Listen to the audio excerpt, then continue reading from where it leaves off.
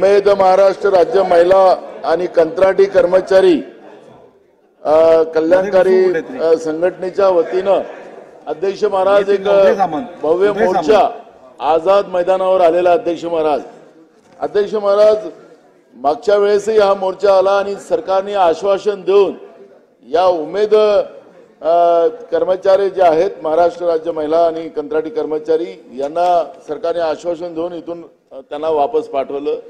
पण अध्यक्ष महाराज सरकारने जो विश्वास त्यांना दिलेला होता त्याचं पालन सरकारने केलं नाही।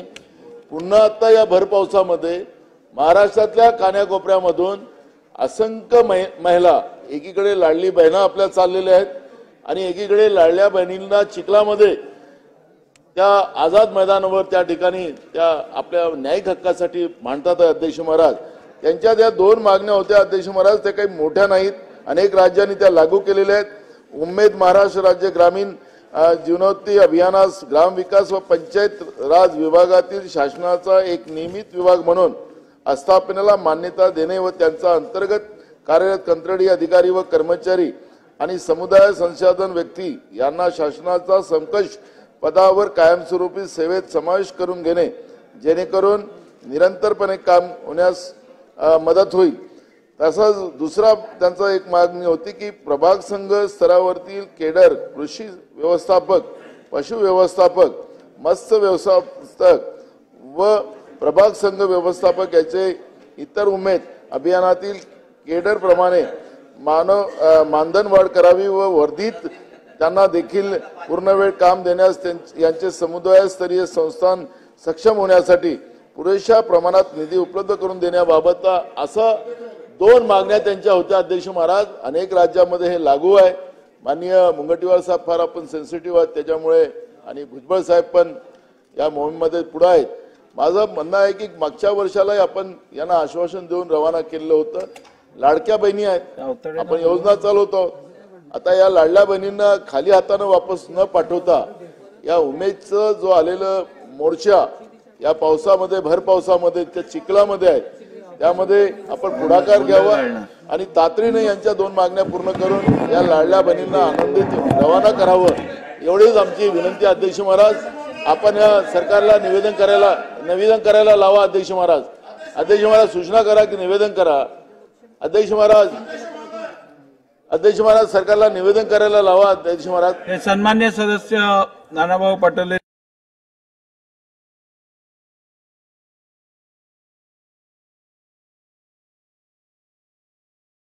सन्मान्य सदस्य हिरामनजी खोसकर साहेब। अध्यक्ष महोदय मी 293 अध्यक्ष महोदय या ठिकाणी शासन आझाद मैदानावर जे काही पदोन्नतीच्या त्या काही महिला बसलेल्या आहेत अतिशय पावसामध्ये बसलेल्या आहेत गेल्या 2 दिवसापासून त्या ठिकाणी बसलेल्या आहेत तर त्यासाठी काहीतरी शासनाने त्याचा काही त्या ठिकाणी चांगला निर्णय घेऊन जर त्या महिलाला न्याय दिला तर खरोखर राज्यात एका बाजूनं लाडकी बहिणीवर आपण एका ठिकाणी न्याय देतो, दुसऱ्या बाजूने आपल्या 4 लाख महिला त्या ठिकाणी बसलेल्या आहेत तर त्या बाबतीमध्ये त्यांना सुद्धा न्याय द्यावा।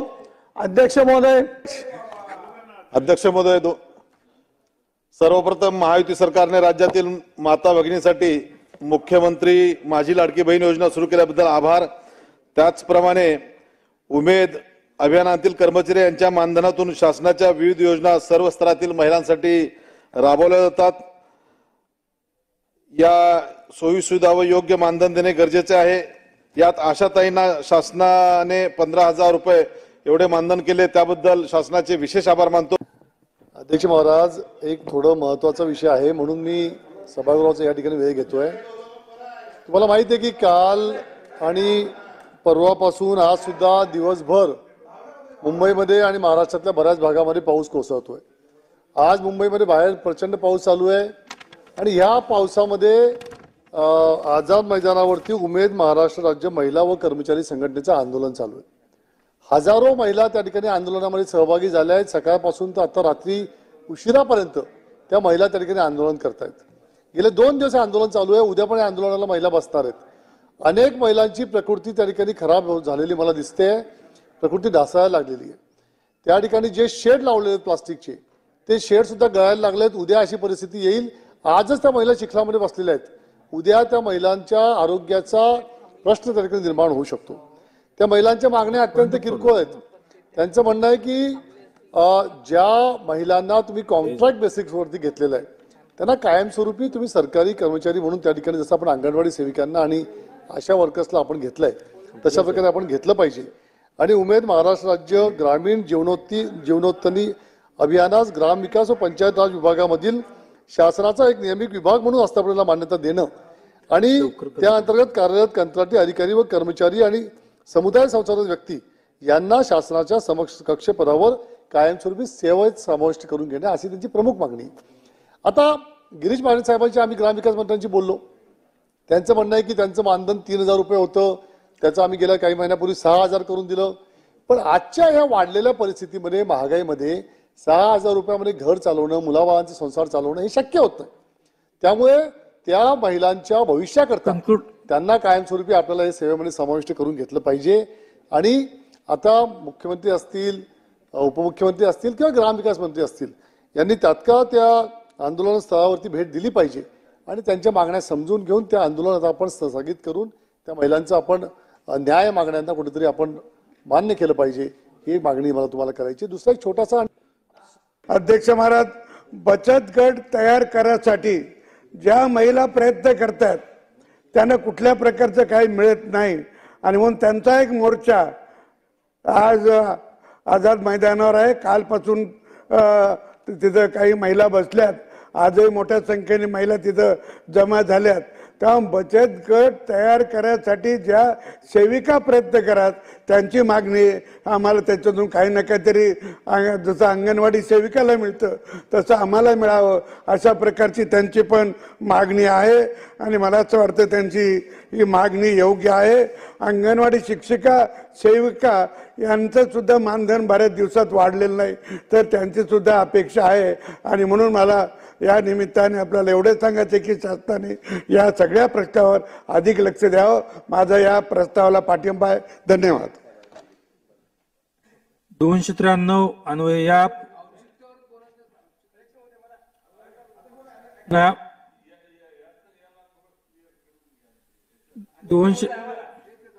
नाही प्रस्तावाचा विषय प्रस्ताव आपण याचा संपू.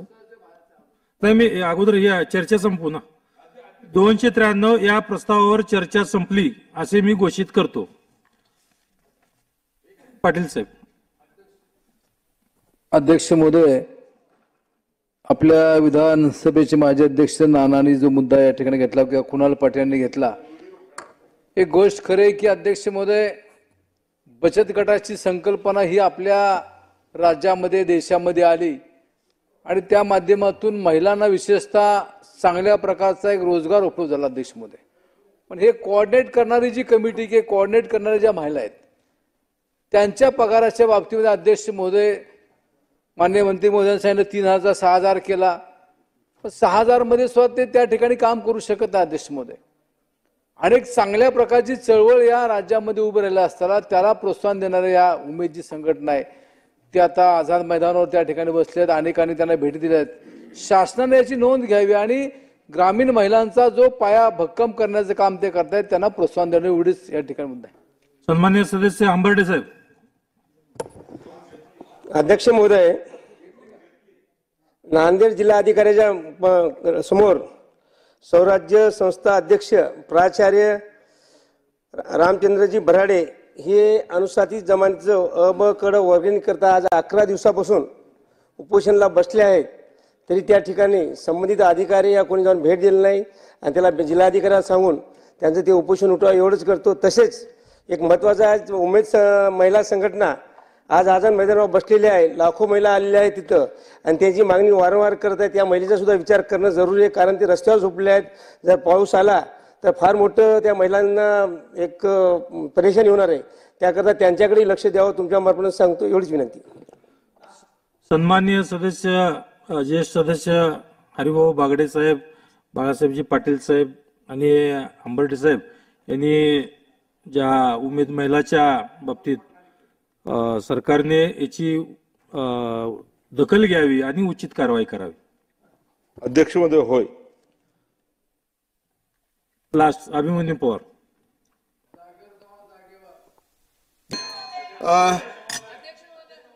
यशोमती ठाकूर. अध्यक्ष महोदय, एक अतिशय महत्वाच्या विषयावर मी इथे बोलते.